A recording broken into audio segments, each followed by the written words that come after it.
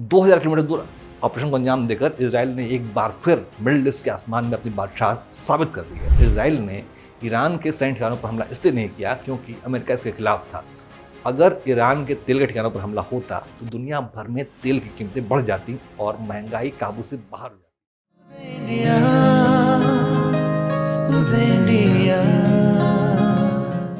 Israel ने कर दिया ईरान पर सर्जिकल स्ट्राइक, सैकड़ों धमाकों से थर्रा उठा तेहरान, लेकिन इजरायली फौज को नहीं हुआ कोई नुकसान।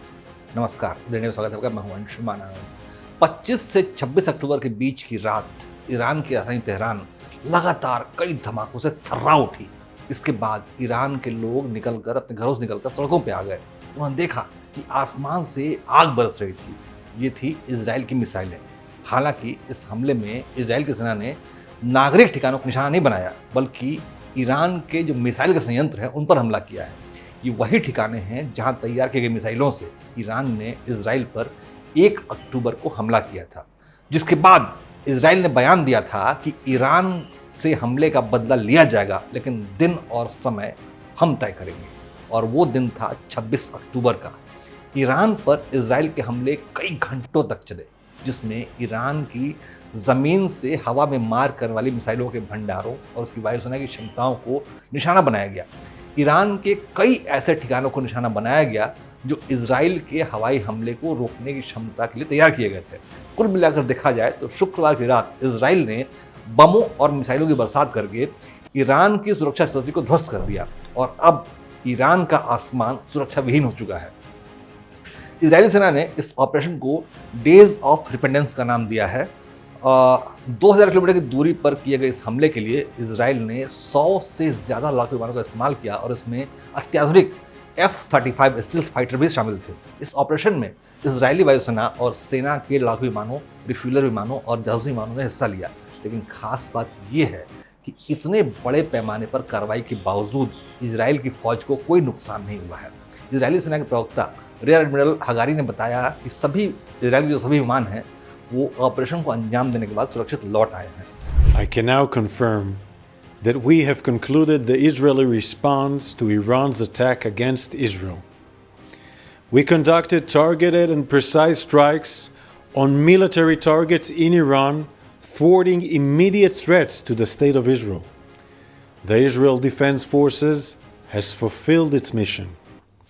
If the regime in Iran were to make the mistake of beginning a new round of escalation, we will be obligated to respond. Our message is clear. 2000 kilometre दूर ऑपरेशन को अंजाम देकर इजराइल ने एक बार फिर मिडिल ईस्ट के आसमान में अपनी बादशाह साबित कर दी है। अमेरिका ने बताया है कि ईरान में सैन्य ठिकानों पर हमले से पहले अमेरिका को इसकी जानकारी दे दी गई थी, लेकिन ईरान के खिलाफ हुए इस हमले में अमेरिकी फौज शामिल नहीं हुई। इजरायली मीडिया से मिली जानकारी के मुताबिक इजरायली एयरफोर्स का हमला ईरान के परमाणु ठिकानों और तेल क्षेत्रों पर बिल्कुल नहीं किया गया, बल्कि उनका फोकस जो था, जो इजरायली फौजें हैं उनका फोकस ईरान के फौजी टारगेट्स पर था। इजरायली सेना ने भी इस बात की खबर की पुष्टि कर दी है कि वो सिर्फ और सिर्फ ईरान के सैन्य ठिकानों को टारगेट कर रहे हैं। दरअसल इजराइल ने ईरान के सैन्य ठिकानों पर हमला इसलिए नहीं किया क्योंकि अमेरिका इसके खिलाफ था। अगर ईरान के तेल के ठिकानों पर हमला होता तो दुनिया भर में तेल की कीमतें बढ़ जाती और महंगाई काबू से बाहर हो जाती। इसलिए इजराइल ने ईरान के सिर्फ सैन्य ठिकानों को ध्वस्त किया है। इसके अलावा इजरायली फोर्स, अमेरिकन फोर्स की एक मानवीय पहलू होता है कि वो नागरिक ठिकानों पर हमला नहीं करते हैं। वो हमास जैसे आतंकियों की तरह नहीं है कि कहीं भी जाके नागरिकों पर हमला करना शुरू कर दें। इजराइल की फौज जो है एक प्रोफेशनल फोर्स है, वो सिर्फ अपने दुश्मन के सैन्य ठिकानों को ध्वस्त करती है। इजरायली सैन्य अधिकारियों ने बताया कि हम उन चीज़ों को निशाना बना रहे हैं जिनसे हमें अतीत में यानी भूतकाल में खतरा था और भविष्य में खतरा हो सकता है। ईरान की जो सरकारी न्यूज़ एजेंसी इरना है उसने जानकारी दी है कि मध्य तेहरान में धमाके की आवाज़ सुनी गई।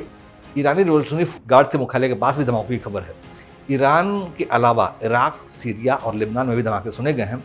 तेहरान के साथ साथ खुजिस्तान प्रांत के दक्षिण पश्चिमी शहरों अहवाज और अबादान में धमाकों की खबरें हैं।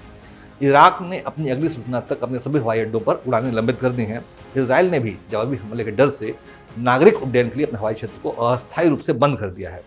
लेकिन चिंता की बात यह है कि ईरान पर 1980 के बाद बहुत जमाने बाद ऐसा घातक हमला हुआ है। पूरे 36 साल हो चुके हैं। 80 के दशक में ईरान इराक युद्ध के बाद से ईरान की धरती पर ऐसा भीषण हमला पहले नहीं हुआ था। ईरान पर इजराइल के इस हमले ने मिडिल ईस्ट में एक पूर्ण युद्ध के खतरे को बढ़ा दिया है। इजराइल पहले ही ईरान समर्थित आतंकवादी समूह हिजबुल्लाह और हमास से जूझ रहा है। हालांकि अमेरिका ने बयान दिया है कि इजराइल के इस हमले के बाद ईरान से उसका हिसाब चुकता हो चुका है। यानी 1 अक्टूबर को ईरान ने जो हमला किया था उसके बाद इजराइल ने उस पर हमला करके हिसाब बराबर कर दिया और अब इस क्षेत्र में शांति बरकरार रखी जानी चाहिए। लेकिन ईरानी सेना बौखलाई हुई है और इजराइल को सबक सिखाने के लिए बेचैन हो रही है। उधर इजराइल भी पूरी तैयारी करके बैठा हुआ है। उसको अंदेशा है कि उसने जो हवाई हमला किया है, उसने मिसाइल हमला किया है, उसके बाद ईरानी फोर्स जवाबी कार्रवाई करेगी, इसलिए उसकी पूरी तैयारी कर रखी है। लेकिन दोनों तरफ से हथियार तने हुए हैं और ऐसे में किसी भी तरफ से हुई एक भी हरकत दुनिया को एक नए संघर्ष की ओर धकेल देगी, जो कि बिल्कुल नहीं होना चाहिए।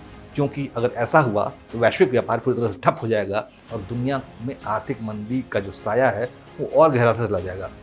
युद्ध किसी भी समस्या का समाधान नहीं है और शांति में ही समृद्धि है। इसीलिए हमारा देश भारत हमेशा से शांति का पक्षधर रहा है। जय हिंद, जय भारत।